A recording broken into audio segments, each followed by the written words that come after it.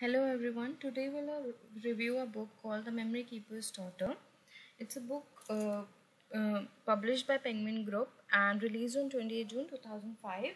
It's a psychological and domestic genre with 401 pages. There was also a movie which was based later on this book, and the movie released on 12th April 2008. I watched the movie as well, and I later on tell you about my movie experience. But let's hear first about the book. How was the book? So, after reading the book, the best quotation that I loved from the book was, "For the things that are seen are transient, but the things that are unseen are eternal." There are mainly three main characters of the. There are mainly three characters in this book. That is Dr. David Henry, a doctor who is passionate photographer but struggling with emotions. Phoebe, sweet humble girl unaware of the truth. And Caroline Gill, a nurse who moved away to restart her life and became a mother. The synopsis of the book.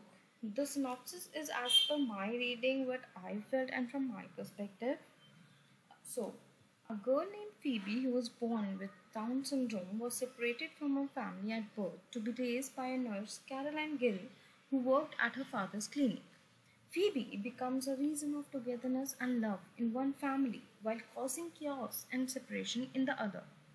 Dr. David Henry, who resented his daughter for a reason that has not been revealed to anyone, faces struggle in his married life with lifelong weight of pain on his chest. The secret of hiding the truth about his daughter from his family will distort everyone's life. So, I've added a note on Down syndrome if many of you are not aware what is Down syndrome. Though now I think people are more aware of the syndrome, but earlier when the book was released, I don't think there were many people who knew about this disease, about the disorder. So Down syndrome is a disorder which in where the kids that are born, they develop slowly, and they're generally not living a very long life, but they can surely live a very healthy life. And only that the features of these kids are little different, for example their eyes being a little tilted or being almond shaped, and they develop slowly, but they can surely live a very healthy life.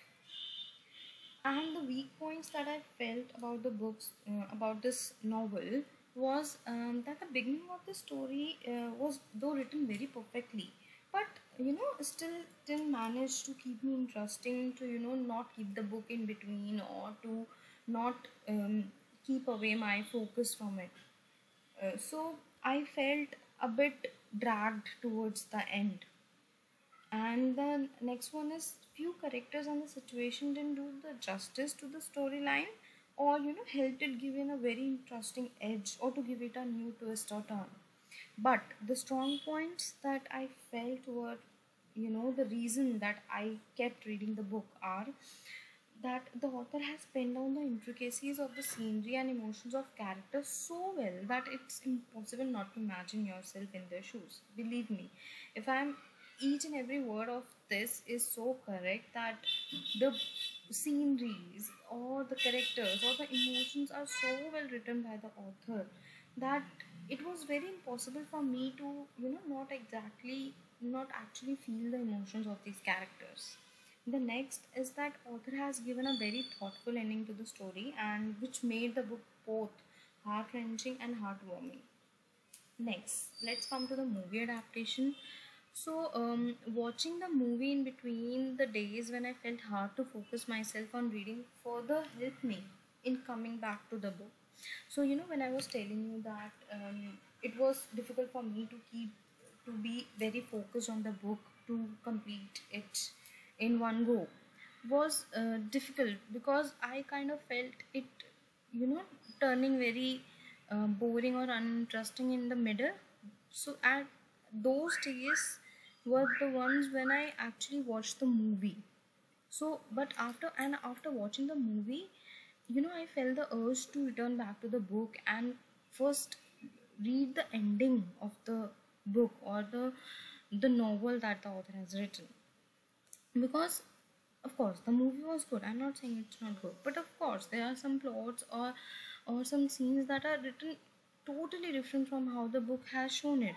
So it's better if you read the book first and then find out the story, mm, which was written for the movie adaptation. So it's your choice. My choice was that I read the book and then turned to the movie and then again turned to the book. So if you feel like you want to watch the movie first and then the book, it's okay. If you want to continue with the book only and then watch the movie, it's totally good. It's totally your choice. But I would recommend, if you're watching the movie thinking that, oh, I don't need to read the book, so I must say that you should at least give it a one read. Just try to read the book first.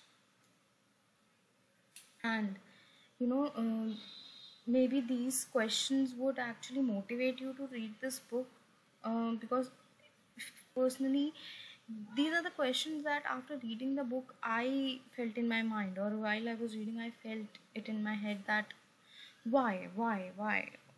So what made a doctor isn't her own daughter with a genetic disorder? Because since he's a doctor, he can surely know a lot better about this disorder, and he could have surely helped her daughter in much bigger ways than any other person who is not a doctor. And will Dr. David Henry ever reveal the secret to his family, or will he die with the secret to his grave? And last but not the least is that everything is always not so black or white, because there is always a third side to the story. Behind every action, every reaction, there is always a reason as to what happened. So we cannot say this is right, this is wrong, simply, plainly. We have to know what is exactly the reason behind of all this. And no, last, I just want to say that these words are from my personal and individual perspective.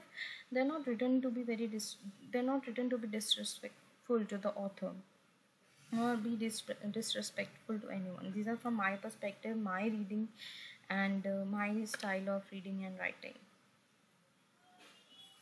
these words. So I hope it might help you to read this book or motivate you to read this book.